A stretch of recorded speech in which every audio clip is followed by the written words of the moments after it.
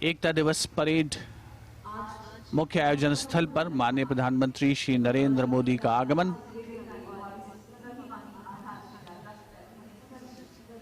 तिरपन ध्वजवाहक ये विहंगम दृश्य केवड़िया स्थित स्टैच्यू ऑफ यूनिटी परिसर का, जो आज देश प्रेम के रंगों में सराबोर नजर आ रहा है। आज यहां न केवल देश प्रेम से ओतप्रोत माहौल है, बल्कि गुजरात की समृद्ध सांस्कृतिक विरासत का भी परिचय होगा लोक नृत्य के माध्यम से, जिसे माननीय प्रधानमंत्री महोदय के समक्ष प्रस्तुत किया जाएगा।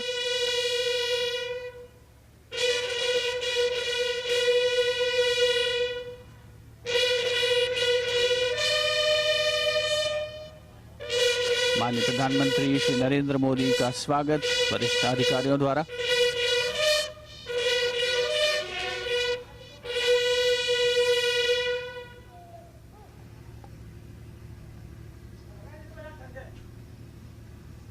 भारत को एकजुट रखने का हमारे मोदी जी सरकार का जज्बा है, जिसका हम की राष्ट्रभाषा उनके एक भारत के स्वप्न को सभी भारतीयों में सीखने में जिंदा रखने का जिन्होंने जिनका होगा वे हमारे माननीय प्रधानमंत्री श्री नरेंद्र मोदी जी की हमारा के साथ एकता दिवस सलामी देंगे जनरल सलामी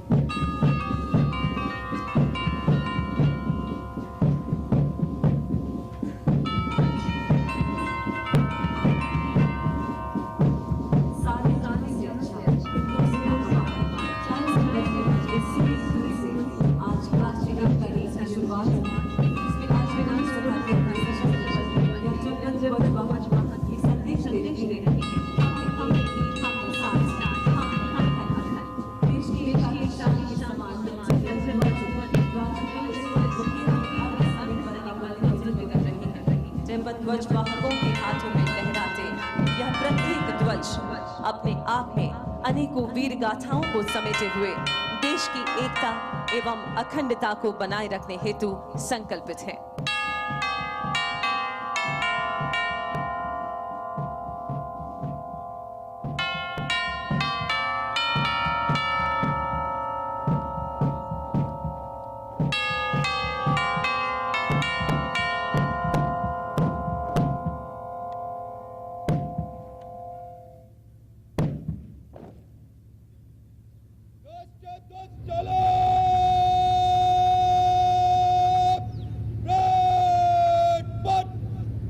आप सभी से निवेदन है कि राष्ट्रध्वज के आगमन पर राष्ट्रध्वज के सम्मान में अपने स्थान पर खड़े हो जाएं और वर्दीधारी सैल्यूट करें।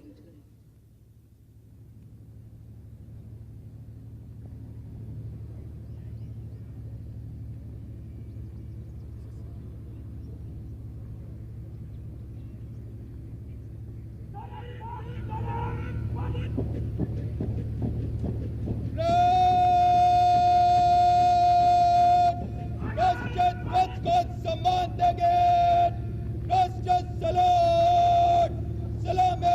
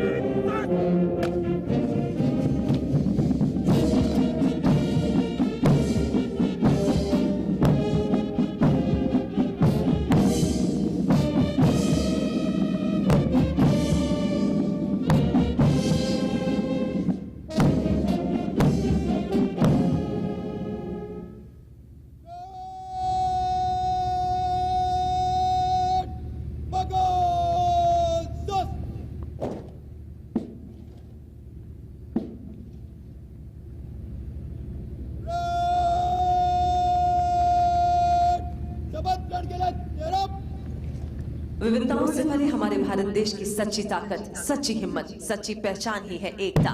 एकता और अखंडता को मजबूत करना ये हमारा कर्तव्य है।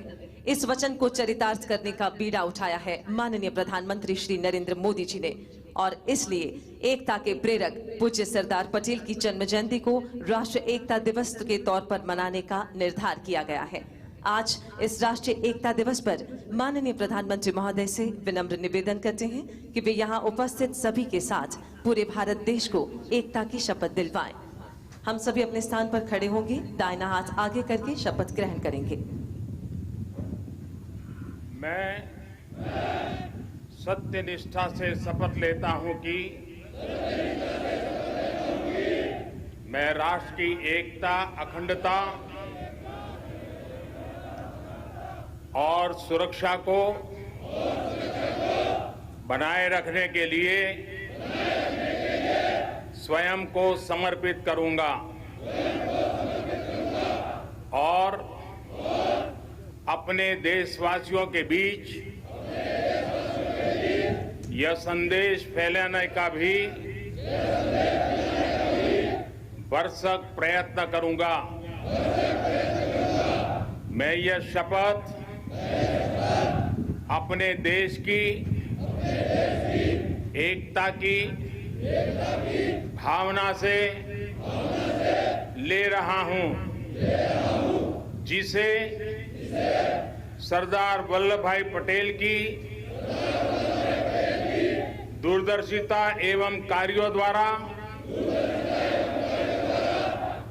संभव बनाया जा सके। मैं अपने देश की आंतरिक सुरक्षा सुनिश्चित करने के लिए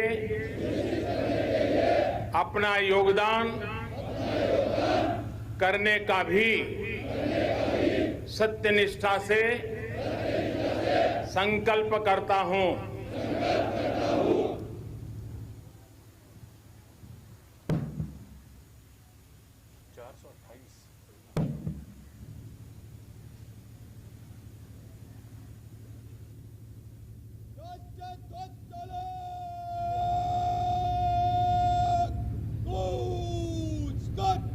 राष्ट्रीय ध्वज तालीम, दिशा बदल, बंद, चल।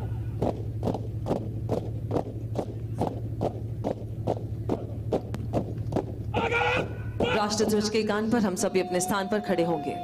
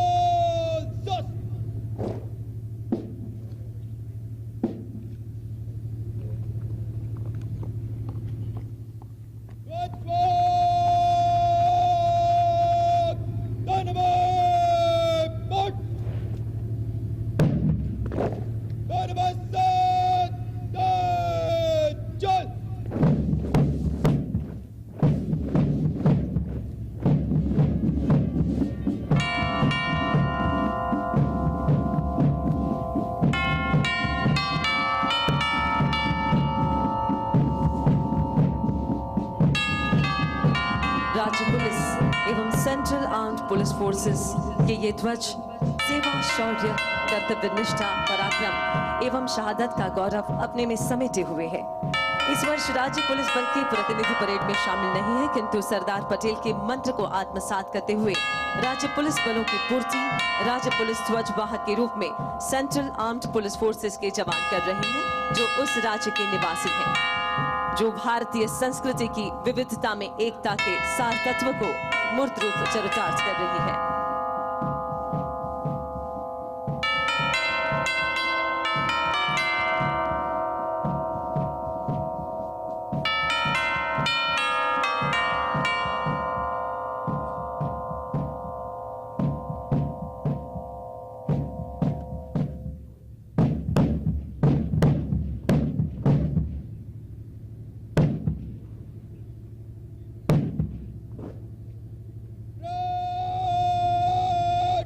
कंपनियों के कॉलम में मंच से गुजरेंगे। फर्स्ट लैप 20 कदम, नंबर 1 कंपनी आगे, दाहिने चलेंगे, दाहिने पुट।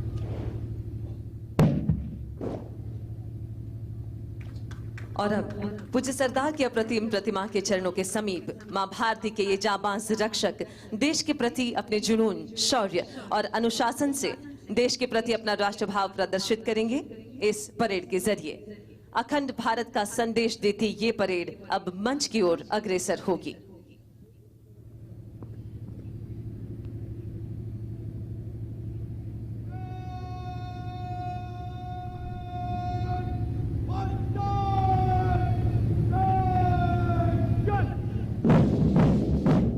राष्ट्रीय एकता परेड की अब हो रही है शुरुआत।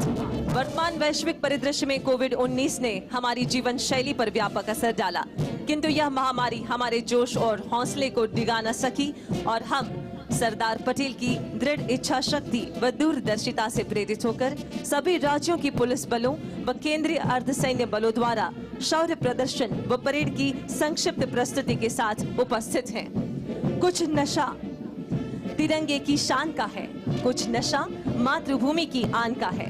हम लहराएंगे हर जगह ये तिरंगा, नशा ये हिंदुस्तान का है। ऐसे ही जोश और राष्ट्र प्रेम की झलक इस परेड के जरिए हम देखेंगे।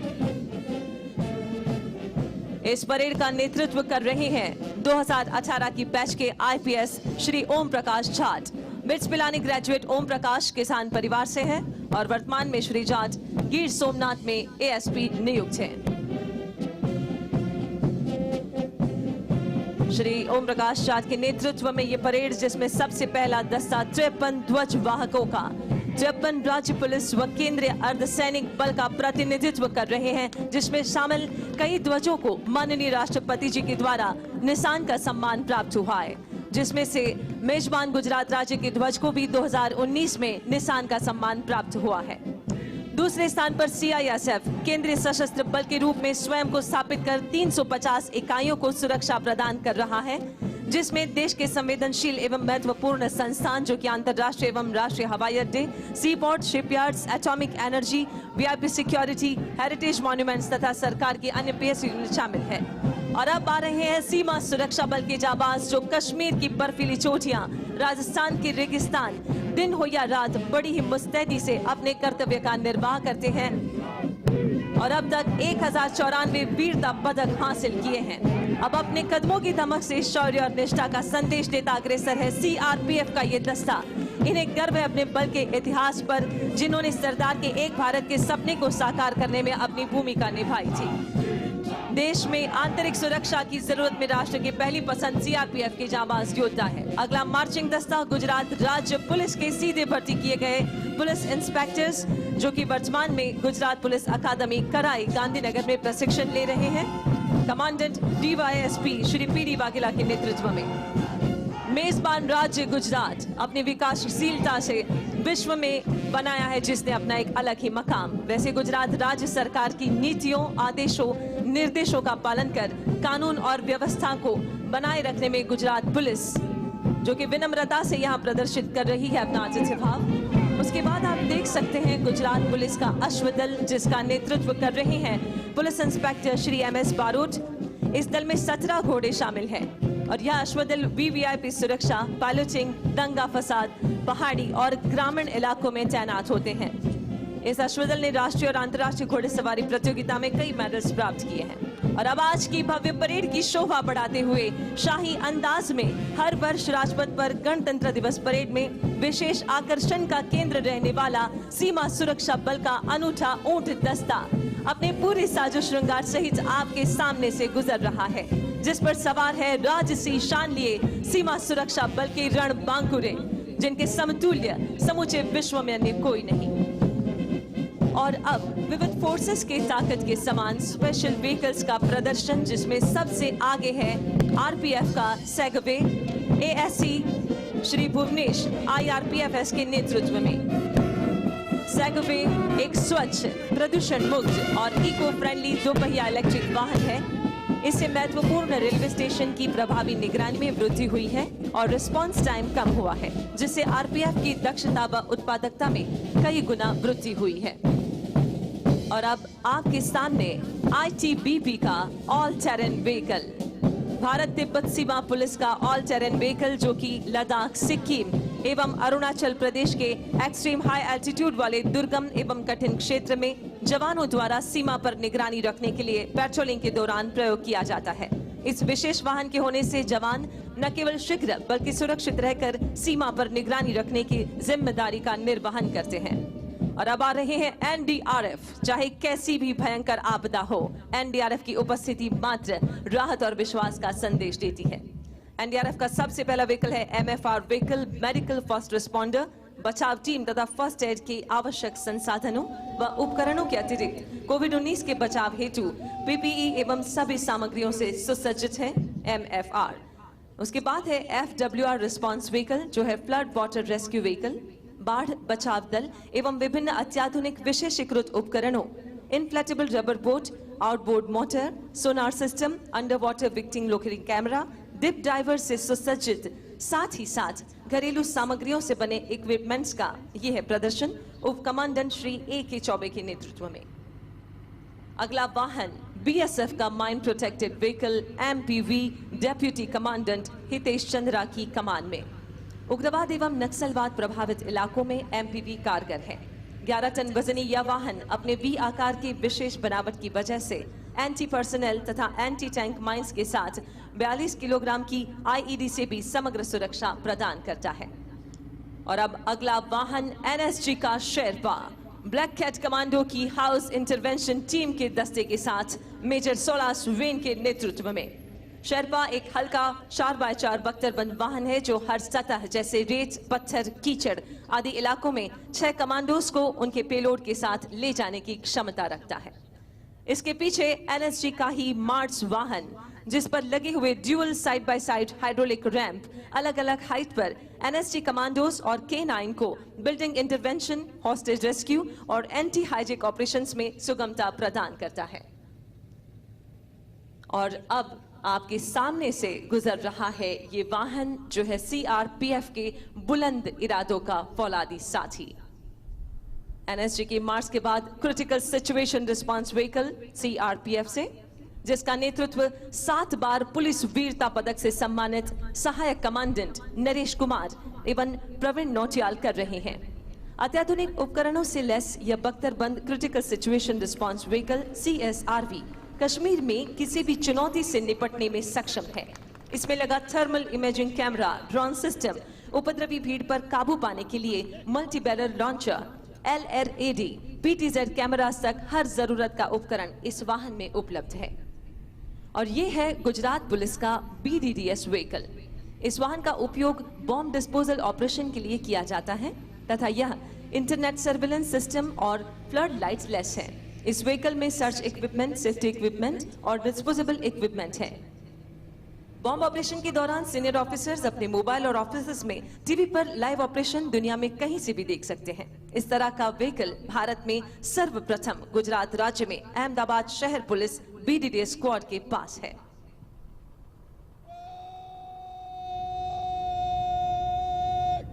सच, मध्य सच।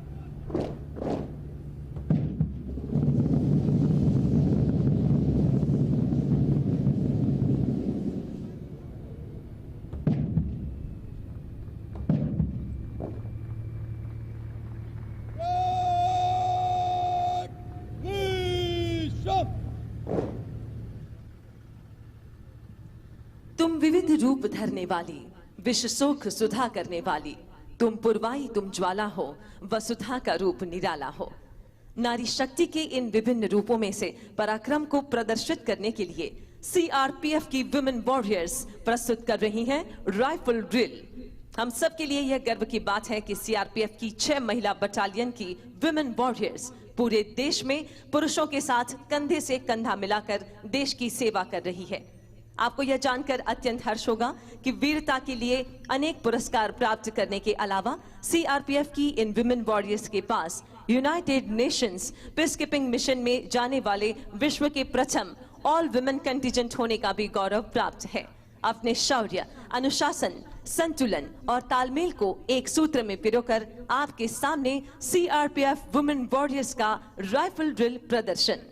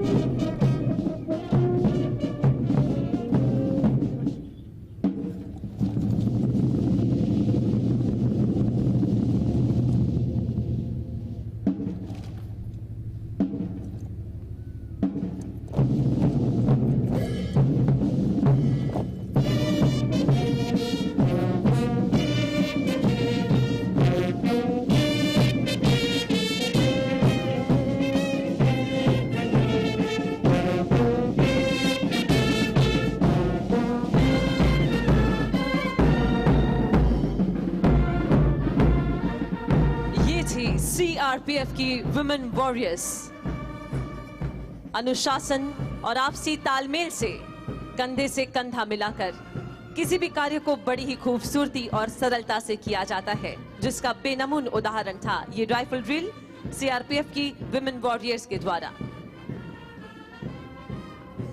भारत की ये भूमि जहां नारी को एक शक्ति के रूप में पूजा जाता है, शक्ति स्वरूपा नारियों के सशक्तिकरण के हमेशा से ही हिमायती रहे हैं माननीय प्रधानमंत्री श्री नरेंद्र मोदी जी, जिन्हीं की दीर्घ दृष्टि और विजन की वजह से विश्व की 8वीं अजायबी बनने वाली ये अप्रतिम प्रतिमा स्टैच्यू ऑफ यूनिटी का निर्माण हुआ। सैद्धांतिक महत्व के साथ साथ प्रवासन के क्षेत्र के लिए भी ये स्थल माइलस्टोन बना है, जिससे यहाँ आसपास रहने वाले प्रजाजनों के जीवन में भी सुधार आया। और आज इस खास अवसर पे यहाँ आसपास बसने वाले आदिवासी लोग अपनी खुशी व्यक्त करना चाहते हैं इनके लोक नृत्यों के द्वारा। प्रकृति की गोद में बसने वाले ये साहसिक आदिवासी, जिनके नृत्य में भी साहस होता है, हाथ पकड़कर गति से घूमना और पिरामिड बनाना, ये इनकी नृत्य शैली है। पर कोविड-19 के संक्रमण को ध्यान में रखकर सोशल डिस्टेंसिंग और मास्क लगाकर ये नृत्य प्रस्तुत करेंगे। खेल युवा और सांस्कृतिक प्रवृत्ति विभाग गुजरात राज्य के द्वारा प्रस्तुति सांस्कृतिक कार्यक्रम की।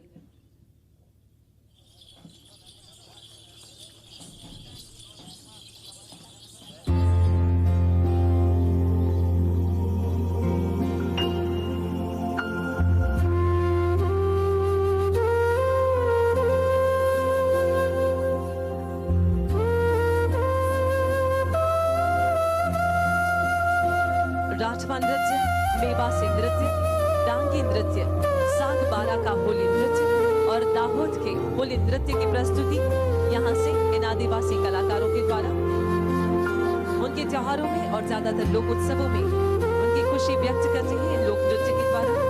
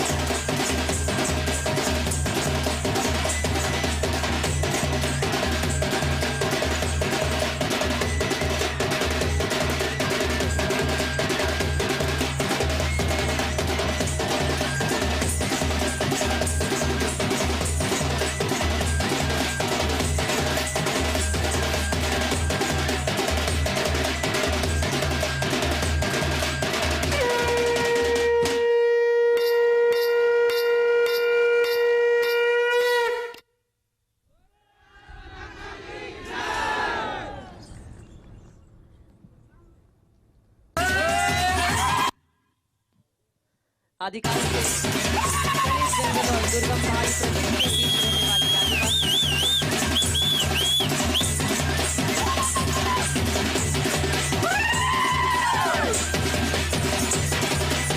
आज इस राष्ट्रीय एकता दिवस पर आसपास रहने वाले आदिवासी लोगों ने अपने खुशी प्रकट की।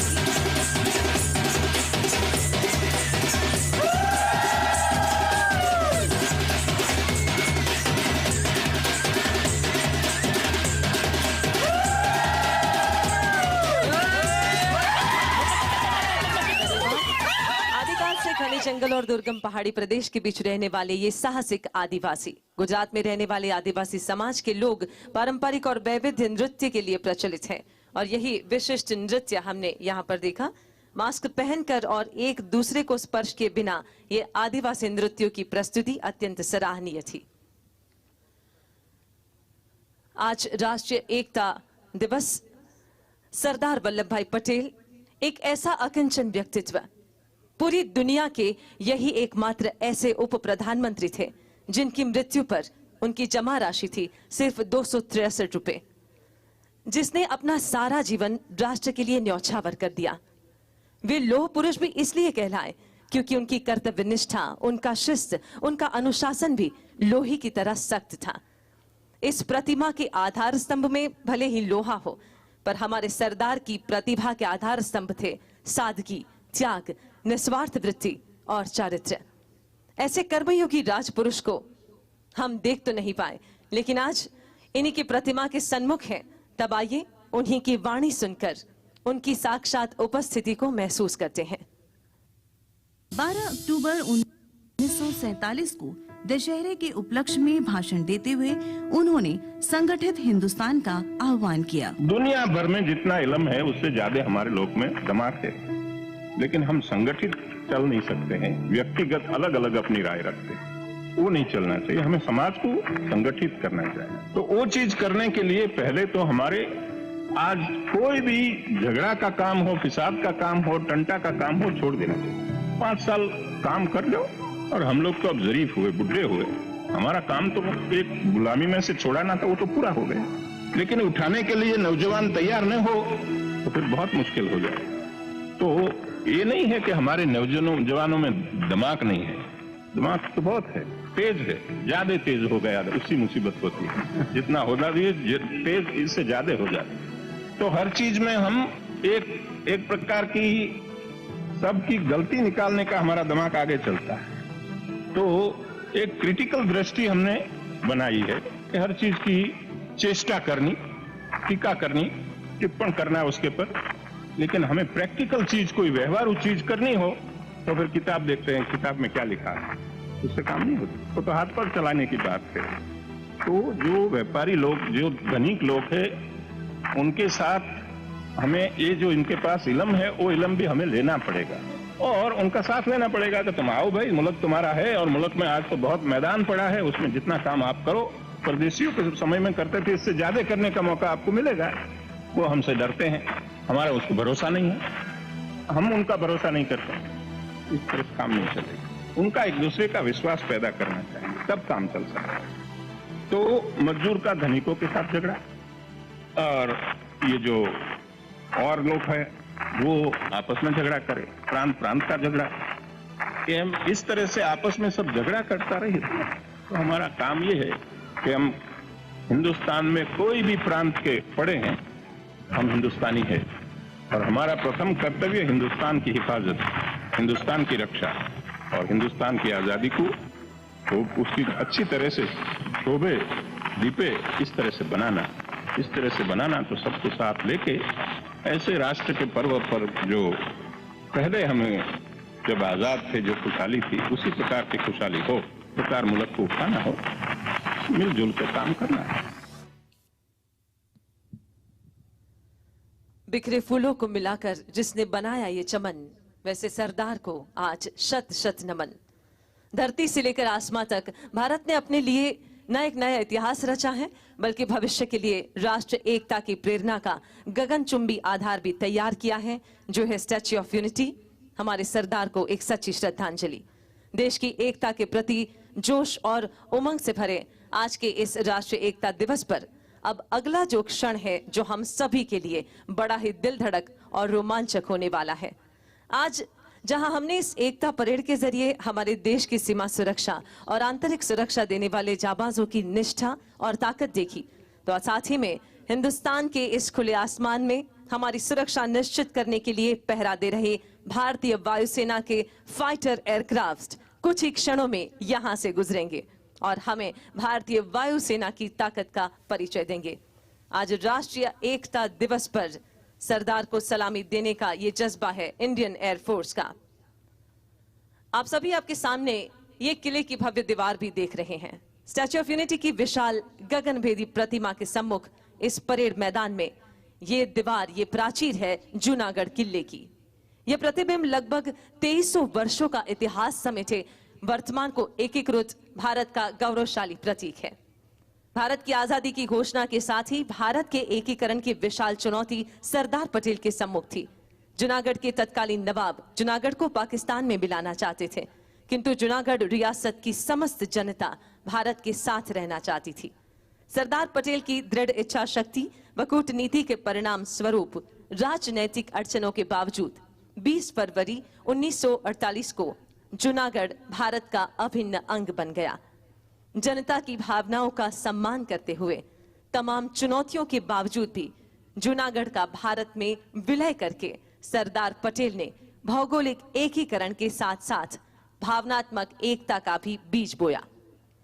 जूनागढ़ किला हमें सांस्कृतिक विविधता व भौगोलिक विषमता के बावजूद एक सूत्र भारतीयता में बंधे रहने को प्रेरित करता है, साथ ही सरदार पटेल के सशक्त भारत की याद दिलाता है। आइए जोरदार तालियों के साथ हम हमारी श्रद्धा, हमारा प्यार उन तक पहुंचाते हैं।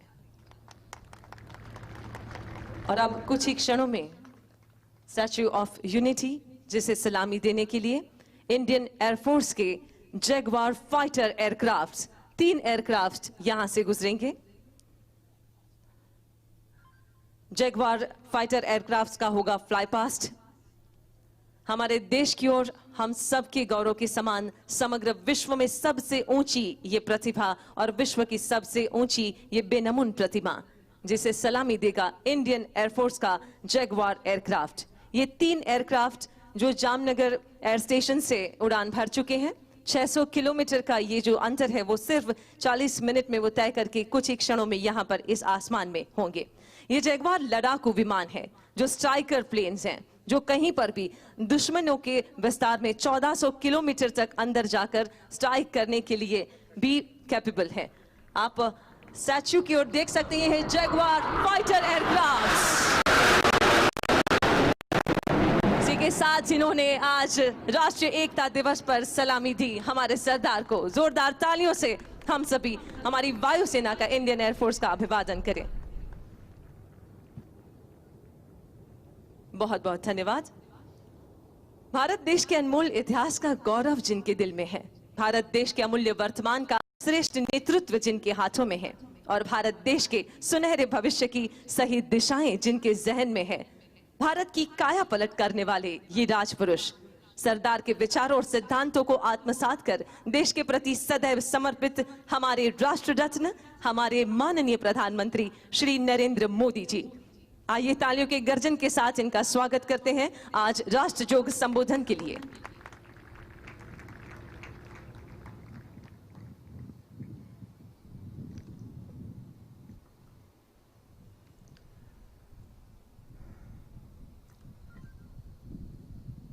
हम सब ने अभी लौह पुरुष सरदार वल्लभ भाई पटेल की दूरदृष्टि से भरी हुई वाणी प्रसाद के रूप में प्राप्त की। मेरी बात बताने से पहले मैं आप सबसे भारत माता की जय का जयघोष कराऊंगा और आप सबसे मेरा आग्रह है, यूनिफॉर्म वाले सभी जवानों से भी आग्रह है और दूर दूर पहाड़ियों पर बैठे मेरे आदिवासी भाइयों बहनों को भी मेरा आग्रह है कि एक हाथ ऊपर करके पूरी ताकत से सरदार साहब का स्मरण करते हुए हम भारत माता की जय का घोष करेंगे। मैं 3 बार करवाऊंगा। पुलिस बेड़े के वीर बेटे बेटियों के नाम भारत माता की। कोरोना के समय में सेवारत कोरोना वॉरियर्स के नाम भारत माता की। आत्मनिर्भरता के संकल्प को सिद्ध करने में जुटे कोटि कोटि लोगों के नाम भारत माता की।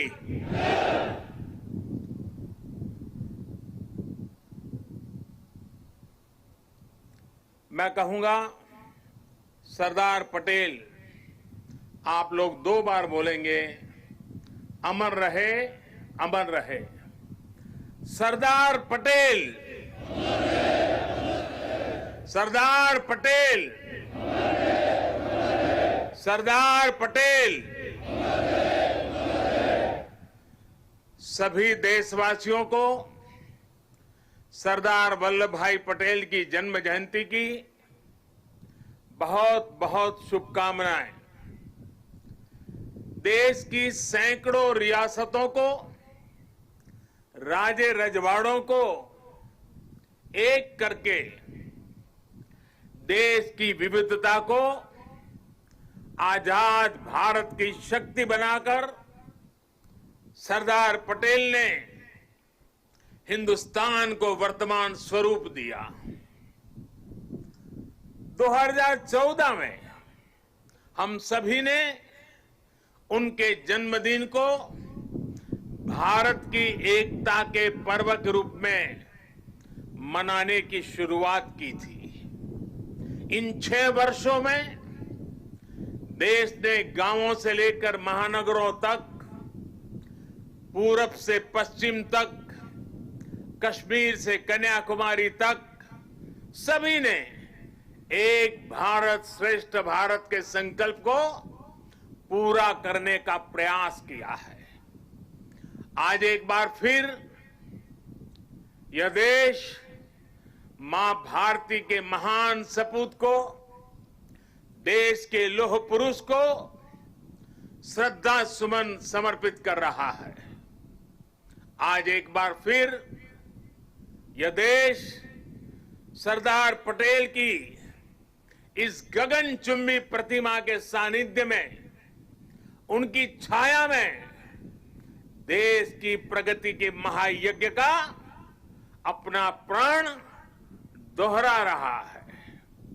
साथियों, मैं कल दोपहर ही केवड़िया पहुंच गया था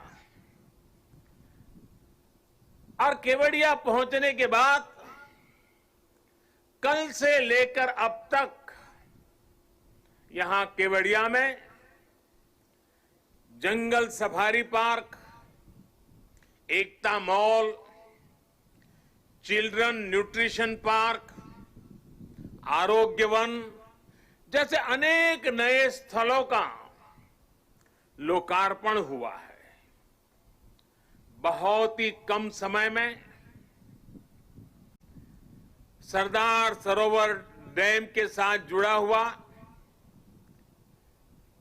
ये भव्य निर्माण एक भारत श्रेष्ठ भारत की भावना का, नए भारत की प्रगति का तीर्थ स्थल बन गया है। आने वाले समय में मां नर्मदा के तट पर भारत ही नहीं, पूरी दुनिया के टूरिज्म मैप पर ये स्थान अपनी जगह बनाने वाला है, छाने जा रहा है। आज सरदार सरोवर से साबरमती रिवर फ्रंट तक सी प्लेन सेवा का भी शुभारंभ होने जा रहा है। ये देश की पहली और अपने आप में अनूठी सी प्लेन सेवा है। सरदार साहब के दर्शन के लिए, स्टैच्यू ऑफ यूनिटी को देखने के लिए देशवासियों को अब सी प्लेन सर्विस का भी विकल्प मिलेगा। ये सारे प्रयास इस क्षेत्र में पर्यटन को भी बहुत ज्यादा बढ़ाने वाले हैं। इससे यहां के लोगों को, मेरे आदिवासी भाई बहनों को रोजगार के भी नए मौके मिल रहे हैं। इन उपलब्धियों के लिए भी मैं गुजरात सरकार को, गुजरात के सभी नागरिकों को और सभी 130 करोड़ देशवासियों को बधाई देता हूं। साथियों, कल जब मैं सारे क्षेत्रों पे पूरे दिन जा रहा था और वहां गाइड के रूप में यहीं आसपास के गांव की हमारी बेटियां जिस कॉन्फिडेंस के साथ, जिस गहराई के साथ, सभी सवालों के जानकारी के साथ, त्वरित उत्तरों के साथ मुझे गाइड कर रही थी, मैं सच में बताता हूं, मेरा मस्तक ऊंचा हो गया। मेरे देश की, गांव की आदिवासी कन्याओं का ये सामर्थ्य, उनकी एक क्षमता अभिभूत करने वाली थी। मैं उन सभी बच्चों को इतने कम समय में उन्होंने जो महारत हासिल की है और इसमें एक नया,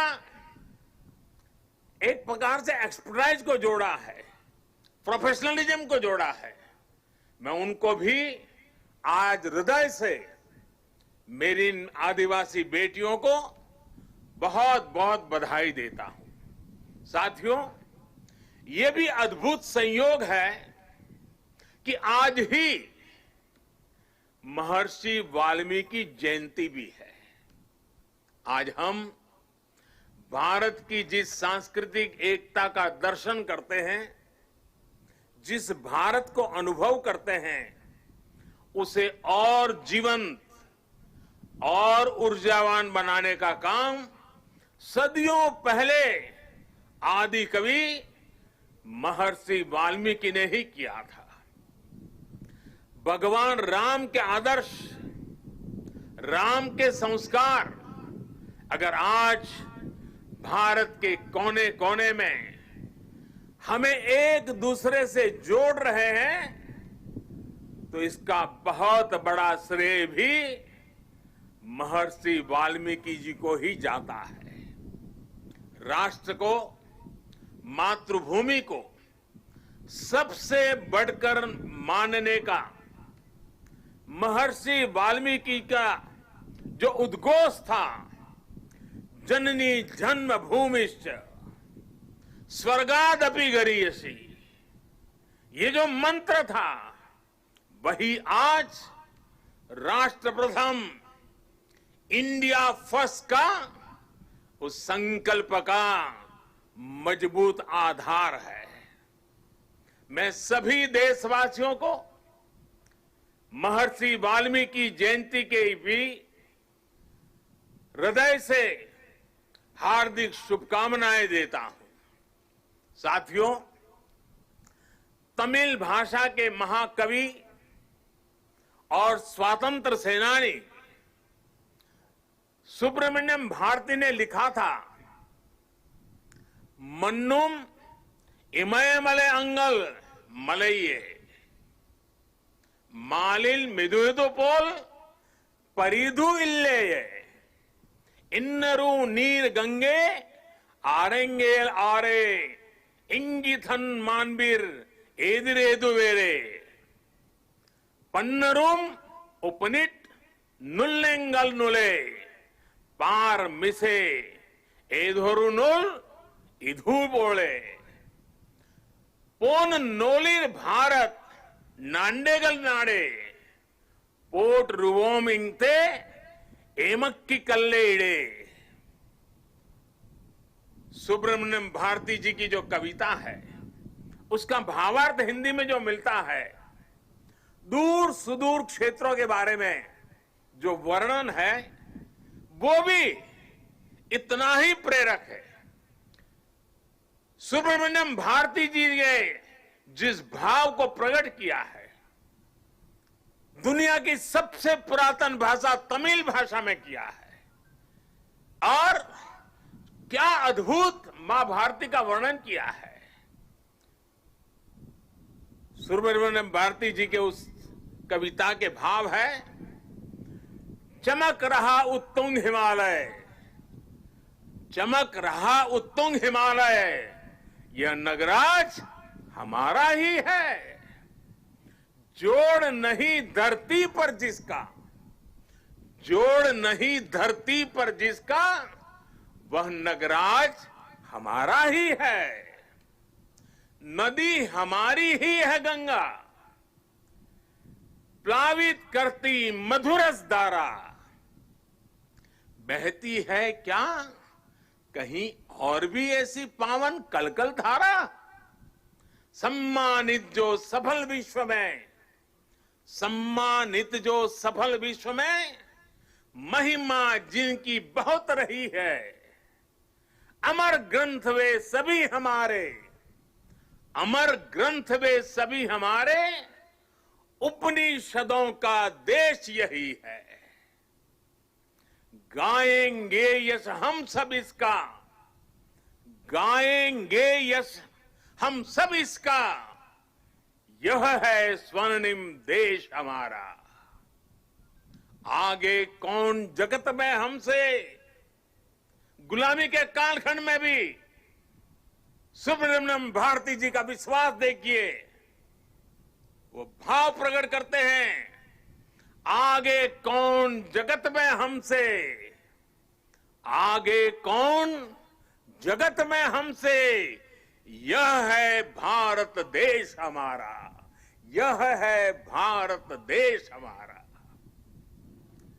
भारत के लिए इस अद्भुत भावना को आज हम यहां मां नर्मदा के किनारे सरदार साहब की भव्य प्रतिमा की छांव में और करीब से महसूस कर सकते हैं। भारत की यही ताकत हमें हर आपदा से, हर विपत्ति से लड़ना सिखाती है और जीतना भी सिखाती है। आप देखिए, पिछले साल से ही जब हम आज के दिन एकता दौड़ में शामिल हुए थे, तब किसी ने कल्पना नहीं की थी कि दुनिया, पूरी मानव जात को कोरोना जैसी वैश्विक महामारी का सामना करना पड़ेगा।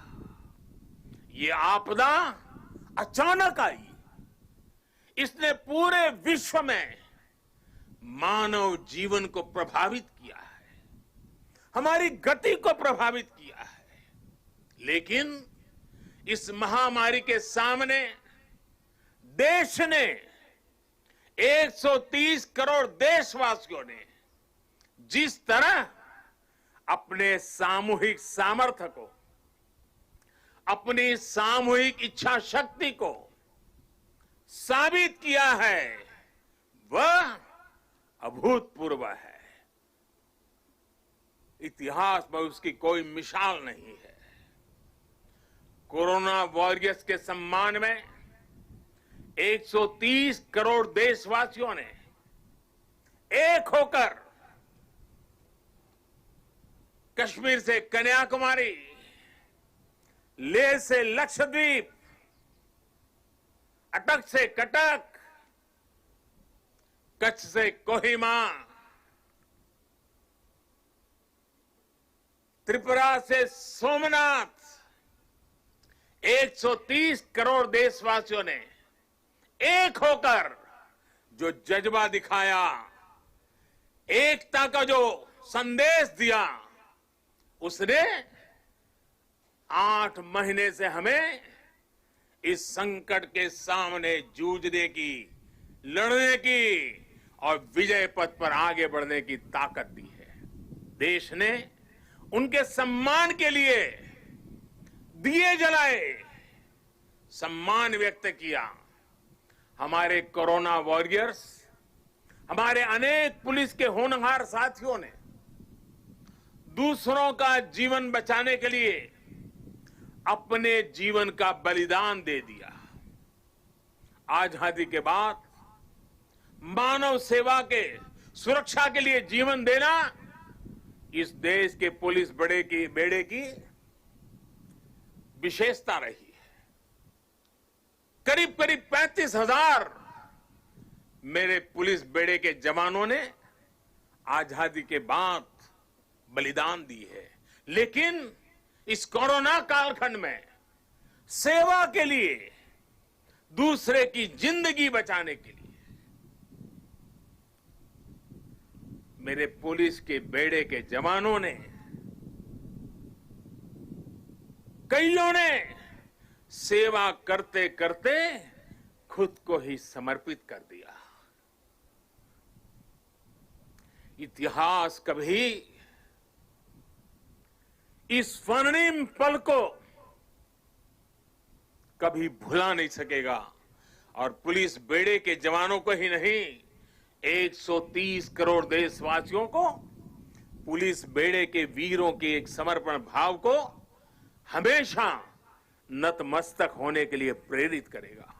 साथियों, ये देश की एकता की ही ताकत थी कि जिस महामारी ने दुनिया के बड़े बड़े देशों को मजबूर कर दिया, भारत ने उसका मजबूती से मुकाबला किया है।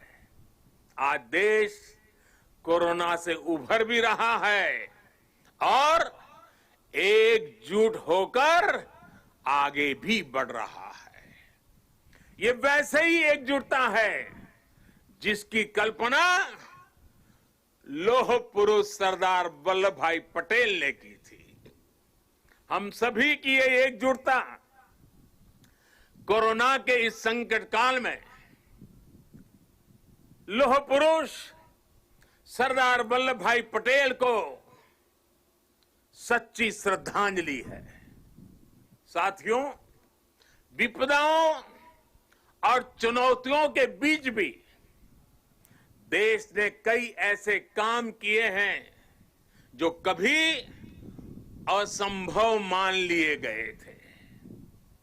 इसी मुश्किल समय में धारा 370 हटने के बाद, आर्टिकल 370 हटने के बाद कश्मीर ने समावेश का 1 साल पूरा किया।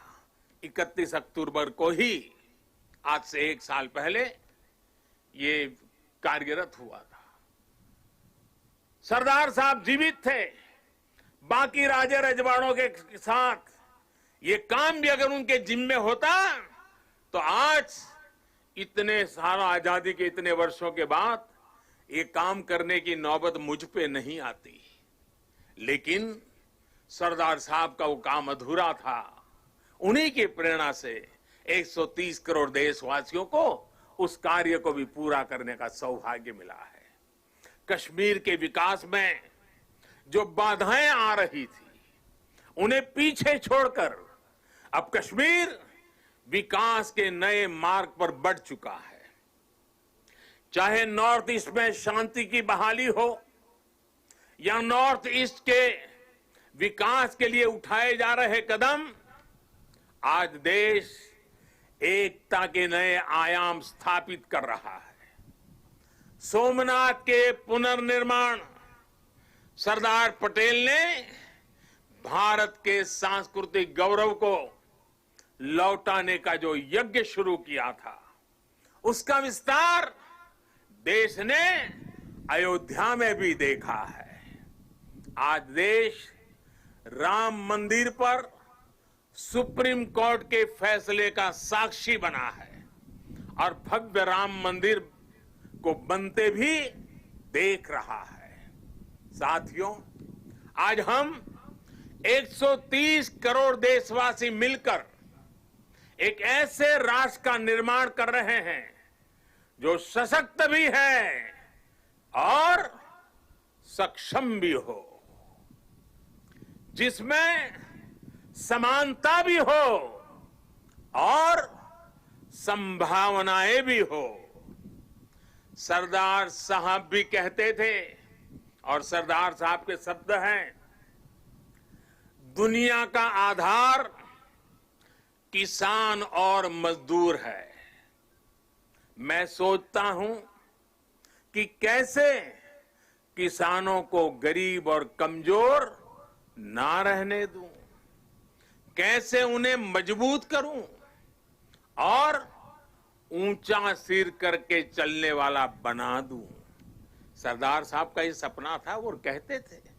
साथियों, किसान, मजदूर, गरीब सशक्त तब होंगे जब वो आत्मनिर्भर बनेंगे, और जब किसान मजदूर आत्मनिर्भर बनेंगे तभी देश आत्मनिर्भर बनेगा। साथियों, आत्मनिर्भर देश ही अपनी प्रगति के साथ साथ अपनी सुरक्षा के लिए भी आश्वस्त रह सकता है, और इसलिए आज देश रक्षा के क्षेत्र में भी आत्मनिर्भर बनने की ओर बढ़ रहा है। इतना ही नहीं, सीमाओं पर भी भारत की नजर और नजरिया अब बदल गए हैं। आज भारत की भूमि पर नजर गड़ाने वालों को मुंह तोड़ जवाब देने की ताकत हमारे वीर जवानों के हाथ में है। आज का भारत सीमाओं पर सैकड़ों किलोमीटर लंबी सड़कें बना रहा है, दर्जनों ब्रिज, अनेक सुरंगें लगातार बनाता चला जा रहा है। अपनी संप्रभुता और सम्मान की रक्षा के लिए आज का भारत पूरी तरह सज्ज है, प्रतिबद्ध है, कटिबद्ध है, पूरी तरह तैयार है। लेकिन साथियों, प्रगति के इन प्रयासों के बीच कई ऐसी चुनौतियां भी हैं जिसका सामना आज भारत और पूरा विश्व कर रहा है। बीते कुछ समय से दुनिया के अनेक देशों में जो हालात बने हैं, जिस तरह कुछ लोग आतंकवाद के समर्थन में खुल करके सामने आ गए हैं, वो आज मानवता के लिए, विश्व के लिए, शांति के उपासकों के लिए एक वैश्विक चिंता का विषय बना हुआ है। आज के माहौल में दुनिया के सभी देशों को, सभी सरकारों को, सभी पंथों को आतंकवाद के खिलाफ एकजुट होने की सबसे ज्यादा जरूरत है। शांति, भाईचारा और परस्पर आदर का भाव ही मानवता की सच्ची पहचान है। शांति, एकता और सद्भाव वही उसका मार्ग है। आतंकवाद, हिंसा से कभी भी किसी का कल्याण नहीं हो सकता। भारत तो पिछले कई दशकों से आतंकवाद का भुक्तभोगी रहा है, पीड़ित रहा है। भारत ने अपने हजारों वीर जवानों को खोया है, अपने हजारों निर्दोष नागरिकों को खोया है, अनेक माताओं के लाल खोए हैं, अनेक बहनों के भाई खोए हैं। आतंक की पीड़ा को भारत भली भांति जानता है। भारत ने आतंकवाद को हमेशा अपनी एकता से, अपनी दृढ़ इच्छा शक्ति से जवाब दिया है। आज पूरे विश्व को भी एकजुट होकर हर उस ताकत को हराना है जो आतंक के साथ है, जो आतंकवाद को बढ़ावा दे रही है। साथियों, भारत के लिए तो एकता के मायनों का विस्तार हमेशा से बहुत ज्यादा रहा है। हम तो वो लोग हैं जिनको प्रेरणा मिली है, सर्वे भवन्तु सुखिनः। हम वो लोग हैं जिन्होंने आत्मसात किया है वसुधैव कुटुंबकम की। यही तो हमारी जीवन धारा है। भगवान बुद्ध से लेकर महात्मा गांधी तक भारत ने समूचे विश्व को शांति और एकता का संदेश दिया है। साथियों, राष्ट्रकवि रामधारी सिंह दिनकर जी ने लिखा है, भारत एक विचार, भारत एक विचार, स्वर्ग को भू पर लाने वाला। भारत एक विचार, स्वर्ग को भू पर लाने वाला। भारत एक भाव, भारत एक भाव जिसको पाकर मनुष्य जगता है। भारत एक भाव जिसको पाकर मनुष्य जगता है। हमारी ये राष्ट्र हमारे विचारों से, हमारी भावनाओं से, हमारी चेतनाओं से, हमारे प्रयासों से हम सबसे मिलकर ही बनता है। और इसकी बहुत बड़ी ताकत भारत की विविधता है।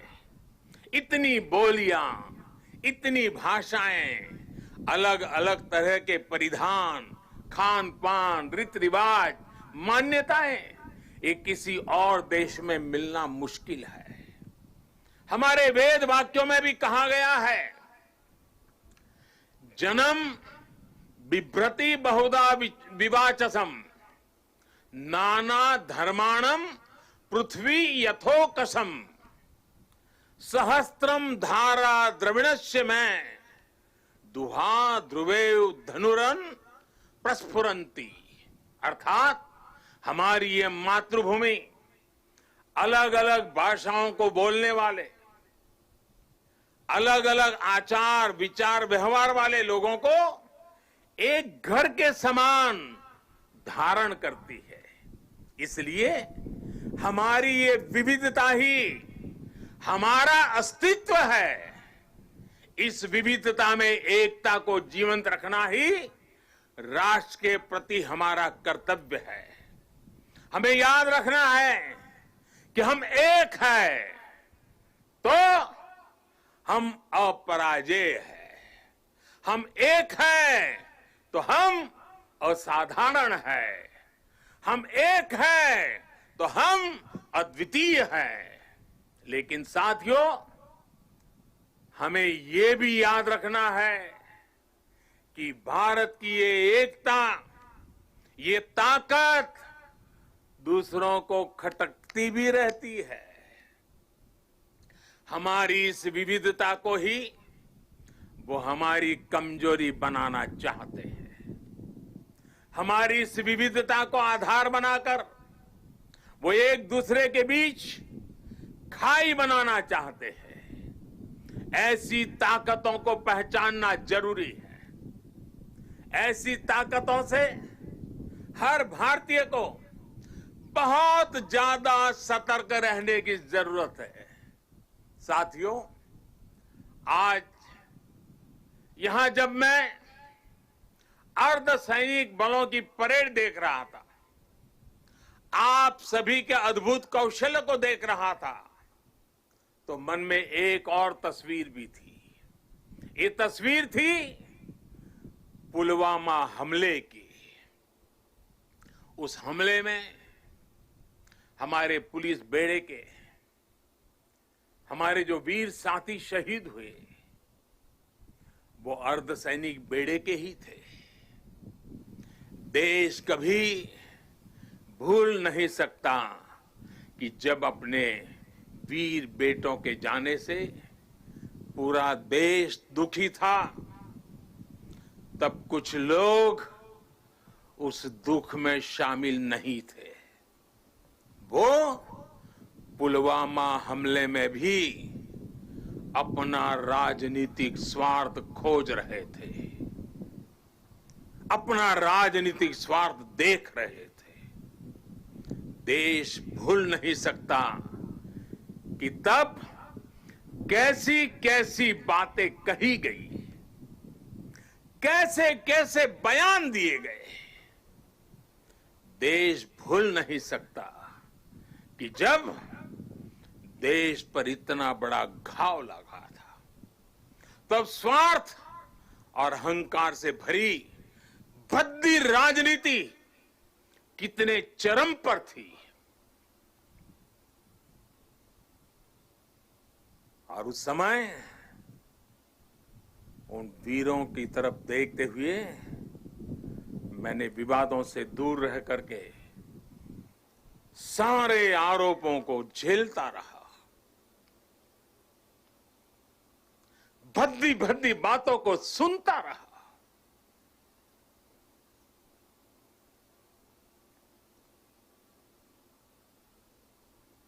मेरे दिल पर वीर शहीदों का गहरा घाव था,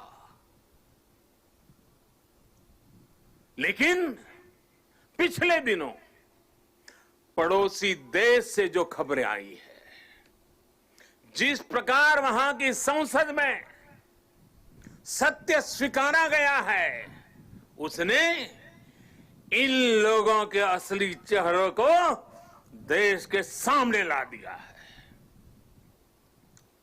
अपने निहित स्वार्थ के लिए, राजनीतिक स्वार्थ के लिए ये लोग किस हद तक जा सकते हैं। पुलवामा हमले के बाद की गई राजनीति इसका बहुत बड़ा उदाहरण है।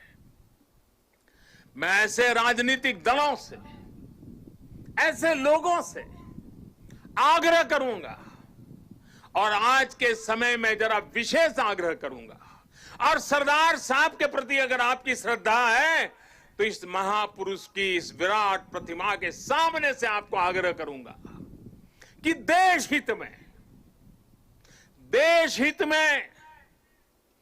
देश की सुरक्षा के हित में, हमारे सुरक्षा बलों के मनोबल के लिए कृपा करके ऐसी राजनीति न करें, ऐसी चीजों से बचें।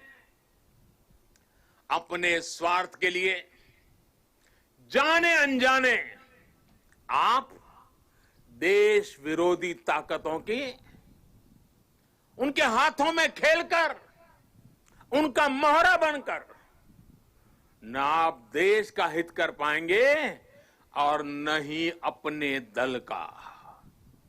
साथियों, हमें ये हमेशा याद रखना है कि हम सभी के लिए अगर सर्वोच्च कोई बात है तो वो है सर्वोच्च हित, देश हित। सर्वोच्च हित, देश हित। जब हम सबका हित सोचेंगे तभी हमारी भी प्रगति होगी, तभी हमारी भी उन्नति होगी। भाइयों और बहनों, आज अवसर है कि इस विराट भव्य व्यक्तित्व के चरणों में हम उसी भारत के निर्माण का संकल्प दोहराएं जिसका सपना सरदार वल्लभ भाई पटेल ने देखा था। एक ऐसा भारत जो सशक्त होगा, समृद्ध होगा और आत्मनिर्भर होगा। आइए इस पावन अवसर पर हम फिर से राष्ट्र के प्रति अपने समर्पण को दोहराएं। आइए सरदार पटेल के चरणों में नतमस्तक होकर हम ये प्रतिज्ञा लें कि देश का गौरव और मान बढ़ाएंगे, इस देश को नई ऊंचाइयों पर ले जाएंगे। इसी संकल्प के साथ सभी देशवासियों को एकता पर्व की एक बार फिर से बहुत बहुत शुभकामनाएं देता हूं। आदरपूर्वक सरदार साहब को नमन करते हुए, श्रद्धापूर्वक सरदार साहब को श्रद्धांजलि देते हुए मैं देशवासियों को वाल्मीकि जयंती की शुभकामनाएं, सरदार साहब की जयंती की शुभकामनाओं के साथ मेरी वाणी को विराम देता हूं। बहुत बहुत धन्यवाद। बहुत बहुत धन्यवाद माननीय प्रधानमंत्री श्री, आपका तहे दिल से आभार प्रकट करते हैं।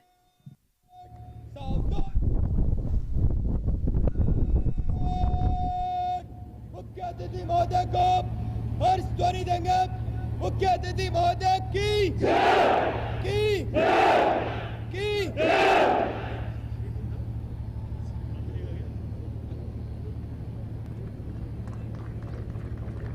सदैव आभार व्यक्त करते हुए माननीय प्रधानमंत्री महोदय का आज इस राष्ट्रीय एकता दिवस पर आपकी उपस्थिति मात्र सबके दिलों में एकता और राष्ट्र के प्रति अपनी निष्ठा को जागरूक करने के लिए बहुत बहुत धन्यवाद।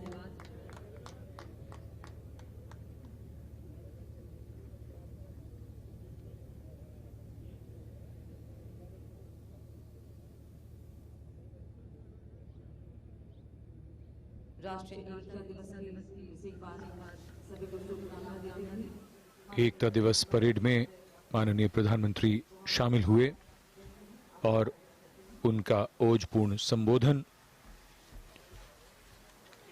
उन्होंने सरदार पटेल के विचारों के साथ देश और दुनिया में वर्तमान में जो हालात हैं उन पर अपने विचार साझा किए। उन्होंने कहा कि अगर हम एक हैं तो हम अपराजेय हैं, असाधारण हैं, अद्वितीय हैं। सरदार पटेल के ये विचार आज भी उतने ही प्रासंगिक, उतने ही जरूरी और अब माननीय प्रधानमंत्री यहां परेड ग्राउंड से प्रस्थान करेंगे।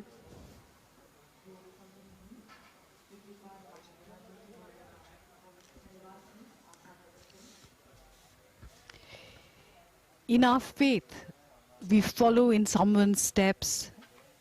In our faith, we leave footprints to guide others.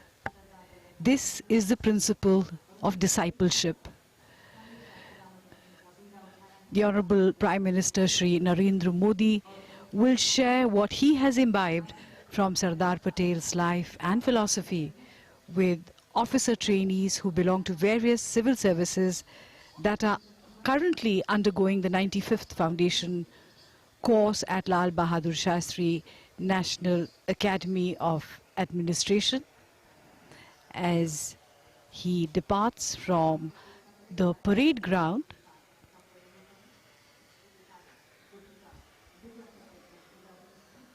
सबसे ऊंचा था वो है और रहेगा भारत की शान।